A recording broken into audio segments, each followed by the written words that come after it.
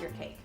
So if you've watched my tutorials before, you know that when I sculpt animals or anything, I use 3 basic shapes usually to start. You have 3 shapes that you start with, which is a circle, a teardrop or cone, or a cylinder, which is just like that.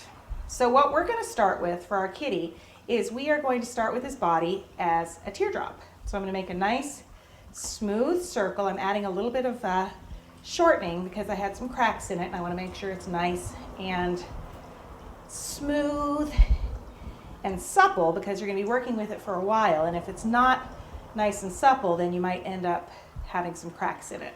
Now I've already added Tylose to this. Tylose is a powder that you can add to your fondant, and it gives your fondant strength. It doesn't turn it into gum paste, which some people think you add Tylose to fondant, it turns it into gum paste. It actually doesn't. What it does is it gives your fondant some strength and helps it to stand up and hold shape a little bit better. It hardens a little harder as well. So you don't use Tylose if you're covering a cake with fondant because you don't want that so hard, people have a hard time cutting through it. But when you're doing structure like this, sculptures, it's not a bad idea to add some Tylose to it.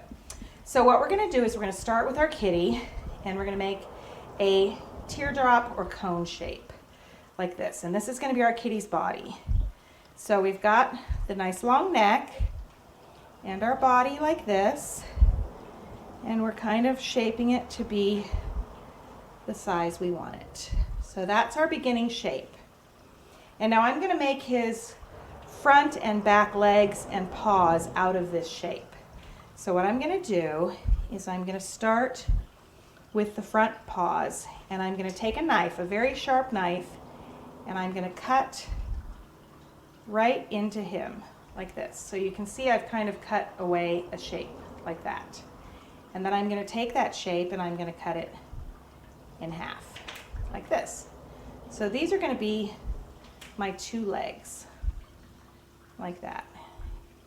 And now I'm going to take those and I'm going to kind of round them. I want to be careful because I don't want them to separate from the body, but I'm going to kind of roll them a little bit and make them rounder so they look like little legs. And then on the body part, because I've got this cut, I'm going to kind of round these edges. I don't want you to see where I've cut, so I'm going to round these edges. So you can kind of see these are his little paws like this. And then you could put them down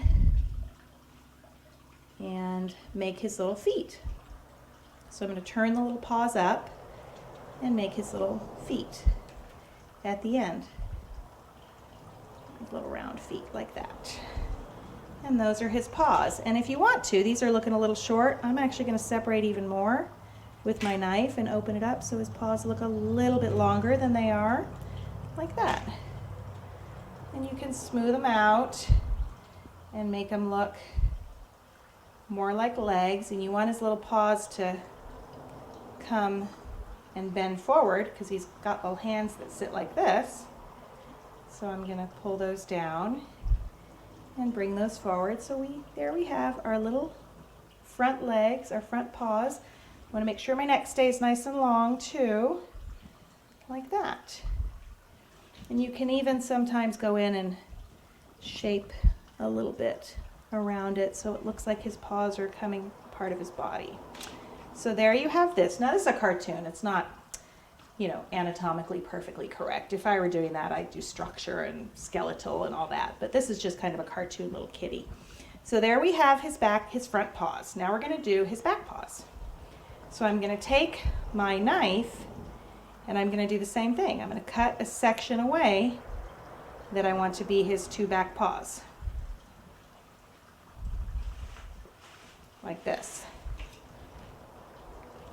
So you can see I've cut these 2 sections away because those are going to be his back paws, his back legs. And so now that I've got those done, I need to actually cut the foot away. So I'm going to cut a little piece out for where the leg goes, like that.